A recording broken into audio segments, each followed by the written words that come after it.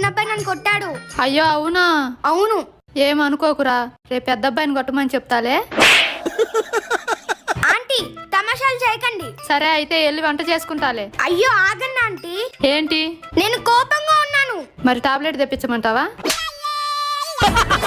అమ్మా అదిగో వచ్చాడు, అడిగని నన్ను ఎందుకు కొట్టాడు. రేయ్ హనీ అంటే ఎందుకు కొట్టావురా? దెబ్బ తగులుతుందో లేదోనని. ఓ అందుకా? ఆంటీ రేయ్ ఎందుకు కొట్టావురా?